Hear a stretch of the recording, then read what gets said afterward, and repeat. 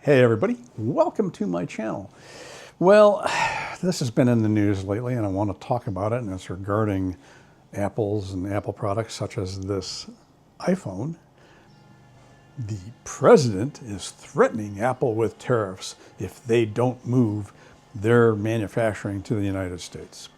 And that is a response to Apple moving their manufacturing out of China and into India, because I guess India is not being hit as badly with the tariffs.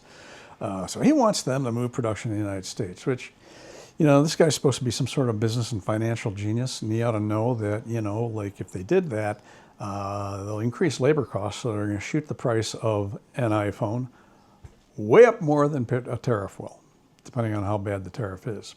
So it's just, there's no strategy behind this, folks. It's just whatever pops into his head. So, but in all probability, a tariff on Apple's products would get overturned in the courts. Here's why.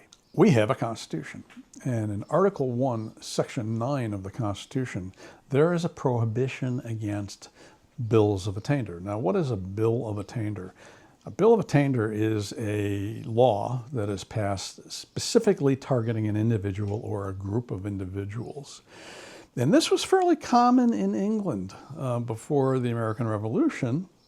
It's gotten less and less so now. I don't think they have a prohibition against this in England, but they don't do it. Essentially, what they used to do in England is if the king got PO'd at somebody, they could get a law passed through Parliament that went after him, like a nobleman or somebody, and frequently that led to execution, and that nobleman's property reverting back to the crown. You can look that up. There's plenty of history about it. Needless to say, the Founding Fathers are not thrilled with that. So when they wrote the Constitution, they put a prohibition of that into the Constitution. Can't do it here. Now, there's people are going to make several arguments saying, well, Apple's not an individual. Conservatives and Republicans have argued for a long time that corporations are people, so that doesn't wash. And also, they may argue that, well, that prohibits Congress, because Article 1 is about Congress.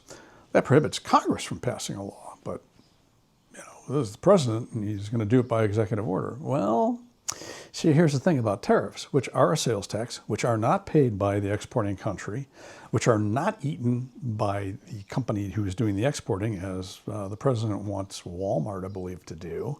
Why would he be saying that if he thinks the exporting country pays the tariff? Logic, not his strong suit. But the power to tariff was never given to the president early on. The president's power to tariff was done by Congress. Several laws gave him the power to implement tariffs. And they can very easily take that power away from him.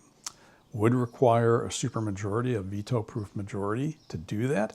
But there are rumblings in Congress from Republicans about these tariffs.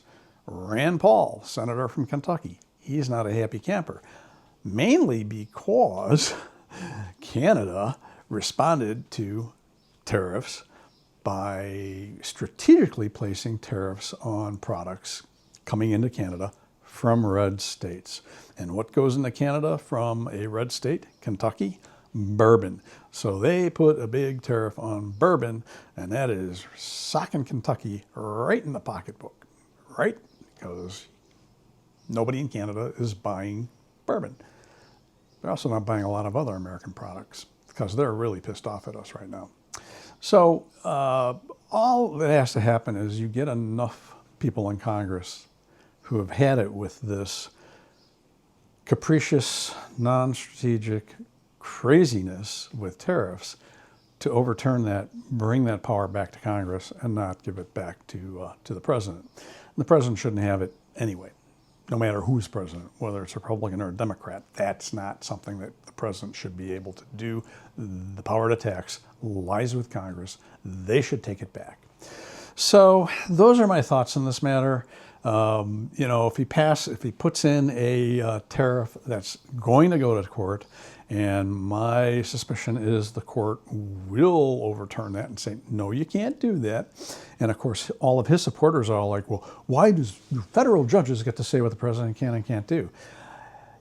You folks never complain when they did that to Joe Biden, because they overturned several of his executive orders and not a peep out of you complaining about it. So, you know, it's like you guys are like little bratty 5-year-olds. Yeah, I want my own way. And you ignore everything that's happened before. So those are my thoughts. If you want to leave a comment, hey, please go ahead. I moderate all comments on this type of a video. So if... you know, it's a comment that shouldn't get through, it's not going to get through.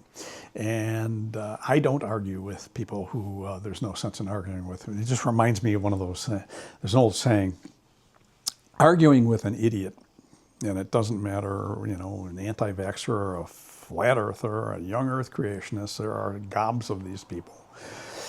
But arguing with them is like playing chess with a pigeon. The bird will knock over all the pieces, crap all over the board, and strut around like it won. I'm Todd Banner. I will see you next time.